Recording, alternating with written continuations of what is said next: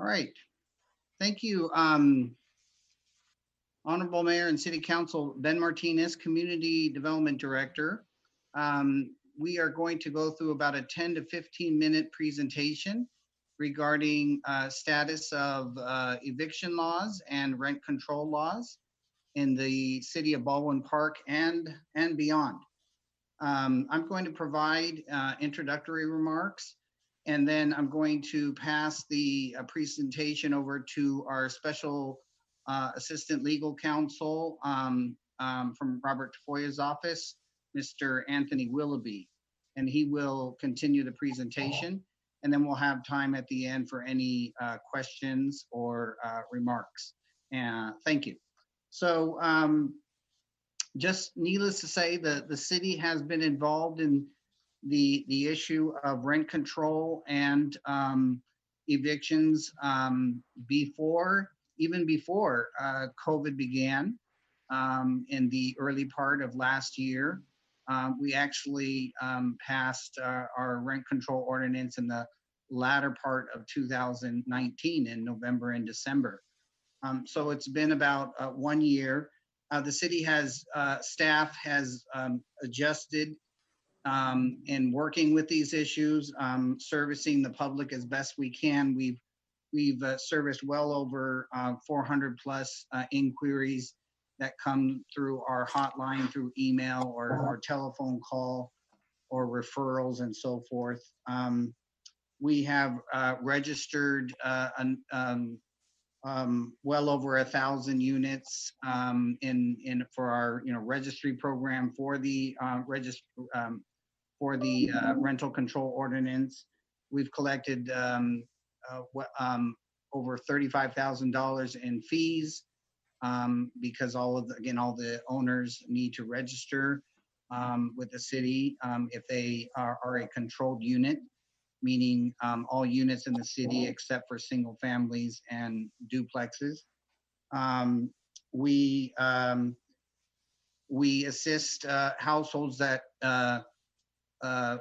experience rent increases that are in violation of our ordinance or evictions. If need be, we do refer households and families to the Housing Rights Center. And in some cases, we are dealing with some cases where our legal counsel, Mr. Anthony Willoughby and Robert Tafoya, are assisting us with potential, we have to start looking at potential prosecutions for those landlords that are not following essentially the laws. And so we're beginning to look at those situations. We have about half a dozen, and we will be returning to the city council to get further discussion on some of those types of items in the near future. So I'm going to, it's been a busy year, I will say, in addition to the normal workload in the housing staff. This has been something very new to the city of Baldwin Park. As we know, cities like Pasadena and Santa Monica are well-versed, have staff, and have done this for many years. For a city like Baldwin Park, this is something new, but I think overall it's been a good year. We certainly have done a lot of outreach, including 3 notices to landlords. A lot of them are understanding now what the rules are. So it's getting better and better. I think a program like this takes at least a year or so for people to really understand, what the lay of the land, and it is changing. So I'm going to pass over the presentation to our legal counsel, Anthony Willoughby, and he's going to go through the rest of the PowerPoint in relation to, again, local laws, state laws, federal, and some of the potential things that could be happening later this month that could impact how we move forward. Thank you. If I may, Mr. Mayor, may I introduce Mr. Willoughby, just give you a short background about him? Yes, of course. Go ahead. Thank you, Mr. Mayor. Mr. Willoughby is an associate in my office, and He's been working very closely with Ben and the Community Development Department, especially in the rent control ordinance, other landlord issues related to the rent control ordinance. Does a number of things for Baldwin Park, but specializes a lot in the Community and Development Department thus far. So thank you very much, Mr. Mayor, and please, Mr. Willoughby, proceed. Thank you, Mr. Tafoya, and good afternoon, Honorable Mayor and City Council. So I'm going to attempt to provide you some information about the state of the rent laws. It's a very complicated area, but I hope to give you some backgrounds that way you have information available to you going forward. The first thing I want to address is sort of the overview of the statewide rent laws in California. There are really two big items, the Housing Act and AB 1482, which is a tenant-focused act. For the Housing Act, it establishes the baseline, and that is sort of everything that we do as far as rental laws comes out of this. It was passed in 1995. It controls everything has to do with where rent control can apply, what local governments can do. But the general purpose was to allow landlords the ability to raise rents during vacancies. To move forward, there were some more recent changes, and that is AB 1482. It's on the following slide. That really addressed just cause eviction, and it applied statewide. It also capped rent increases and provided tenants with the ability to prevent landlords from forcing them to waive their rights in their lease agreements. Now, there are some exceptions that apply to 1482. It on a rolling basis of 15 years. So it only applies from today, the past 15 years, meaning tomorrow, the dates move forward. The units are restricted, affordable housing and other similar ones have their own provisions outside of 1482. And owner-occupied duplexes and privately owned single-family homes are also exempted from 1482. The key takeaways in all of this are that landlords have a basic right to establish their rental rates, and there is no commercial rent control statewide. Local governments need to be careful about crafting legislation so that landlords aren't forced to keep their properties on the rental market when they want to remove them. It does create the just cause evictions and the rent caps. The county created their own rent control laws and essentially divided the property into two separate things, fully covered and partially covered. Fully covered gets two protections, partially only gets the just cause protections. The big key takeaway here is, for all intents and purposes, it applies to dwelling units that are in unincorporated areas of Los Angeles County. There are a couple of exceptions, but since we have passed our own ordinance, that would not apply to us. In our own ordinance, which is 1447, we followed the Housing Act and 1482 and applied those within our city and added some additional protections. We have a few major exceptions, mobile homes, duplexes, and things like that. But we did follow 1482, as you can see, with lease contracts not being able to waive the protections for tenants. We established rent increase. The rent increase starts with a base level and then is 3% during any 12-month period. The additional protection for landlords that we offered is we allow them to raise 1%, whereas the statewide ordinance could actually prevent them from raising rent at all. Landlords do have some duties that apply to their tenants. They have to post and notify them of the maximum rent. They have their registration fees they need to pay, but we do allow them to petition for additional increases, and landlords can petition to pass through some improvement costs to their tenants. We also have a just cause eviction provision. This was sort of to bring us in line with 1482 and the rights secured by 1482. We have slight differences, but for the most part, we are in line with the state. In addition, we have some penalties. The failure to post, a failure to register. And then we have some defenses that tenants can bring that gives them civil protections against landlords who do bring unlawful actions against them. We also have a misdemeanor portion of that ordinance. Now, all of this was in place prior to COVID. COVID changed everything. The federal response to COVID came through an order from the CDC, which expires on January 31st of this year. It applies to all residential property, but is specific to areas where states and local governments have not acted. So if no other things apply to you, this will apply. The California response, after a series of executive orders by Governor Newsom, was to pass 3088.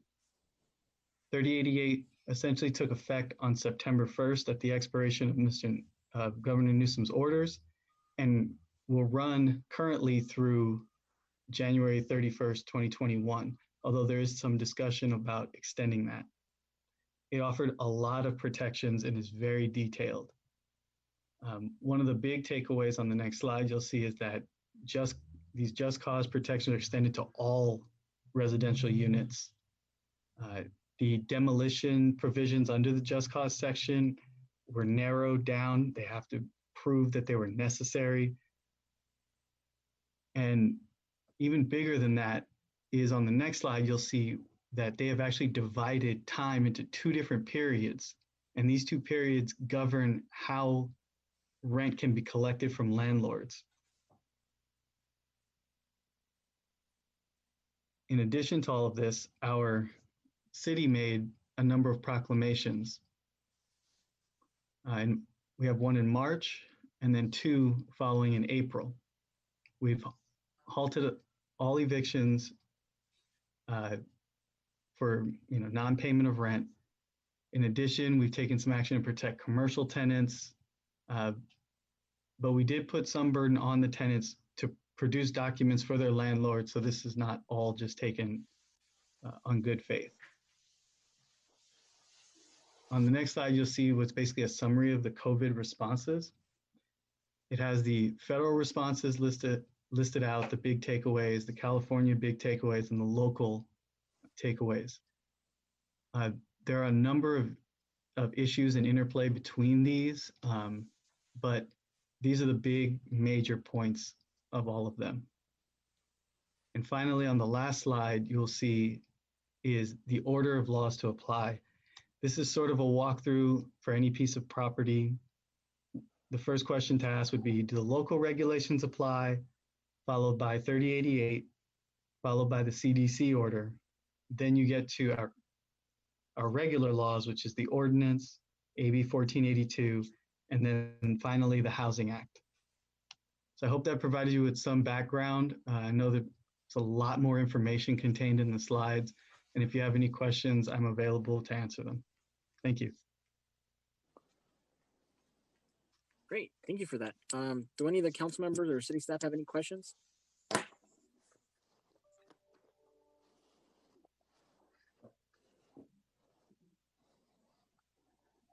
Mr. Mayor, if I may.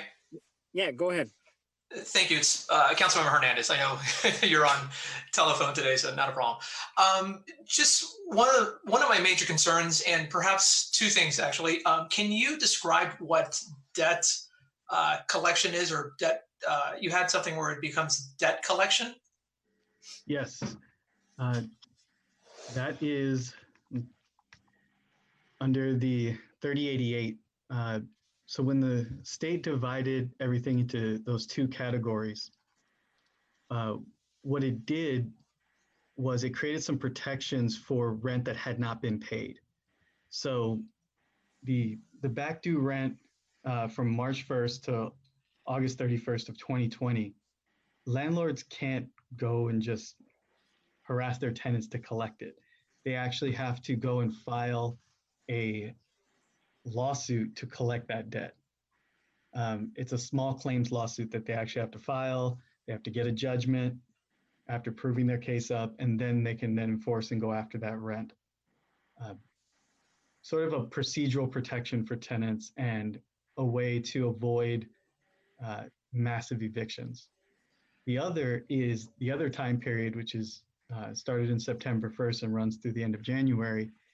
And as long as tenants have been paying 25% of their rent, the same protections that applied from March to August will apply also to September through January, meaning that the unpaid debt becomes, the unpaid rent becomes this consumer debt that needs to be collected as part of a separate lawsuit outside of eviction, and comes with all of the protections that consumer debt would against harassment and things like that.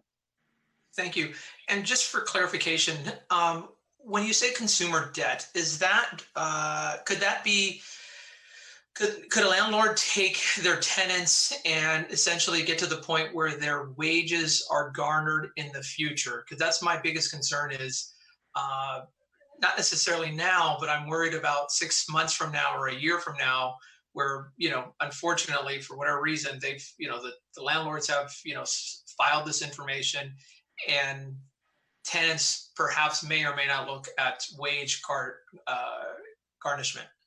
Does that fall under debt, consumer debt, or no? So it's a bit of a nuanced question.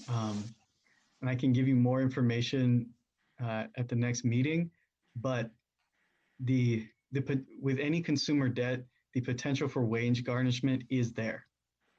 That is one of the potential remedies that the landlord could seek. It's not the immediate remedy, but— And Council Member Hernandez, how that usually works is if there is a judgment and they go through that process and get a judgment, then they can go about that garnishment process, but they do have to have that judgment first. Understood. And this is, more of a statement than a question, and something for the council to discuss, perhaps at a later meeting. This is a concern that I have. Obviously, I think it's a concern of, all my colleagues on the phone. But, one of the things that I can see is this being a black mark on future tenants when they're looking to, rent additional homes or apartment units or whatever the case may be. I'd really like for us to discuss at a later point where, if somebody has had this type of consumer debt, that should not be held against them as a way to not rent, commercial and or, residential or habitual home or dwelling. Thank you. And Mr. Hernandez, if I may, Yes, really please. briefly, there is a provision in 3088 which states that this consumer debt cannot be reported on a tenant's credit report.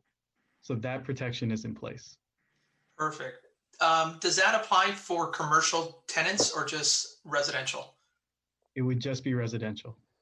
Okay. I mean, we have a lot of mom and pop organizations in our city, so I'd really like to offer that protection also for them in the future if we can, as a bigger discussion for us. Thank you. Great. Do any other council members have any questions or concerns regarding housing? Ben, I'm sorry, I'm going to just take this moment once again, Mr. Mayor, if that's okay. Yes, go ahead, council member. Thank you.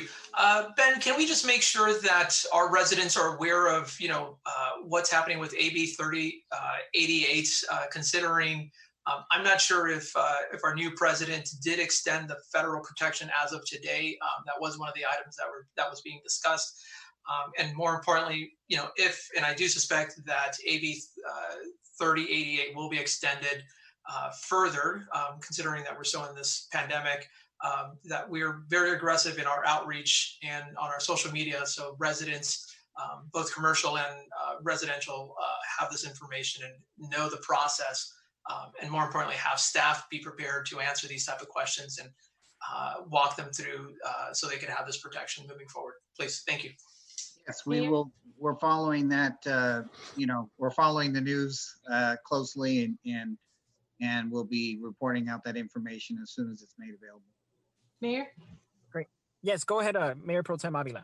Yes, thank you for mentioning that, Mr. Hernandez, because President Biden did say he was going to extend the eviction moratorium. So I'm waiting to see what that looks like. And I'm sure as soon as we have that information, Ben, you will be able to provide more to us. It's just new, only a few hours old that he announced it. So I'm looking forward to hearing. Hopefully it's a good one and not just a Band-Aid to the problem that we have right now.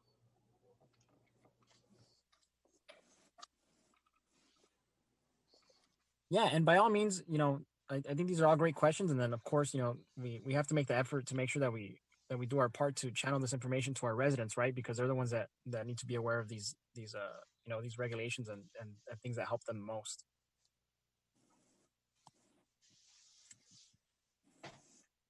And so if no other council member or city staff has any more comments regarding this topic, I believe we can move on to our closed session.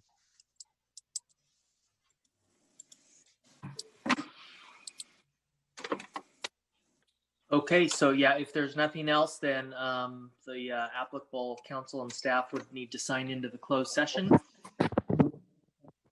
Thank you. Great.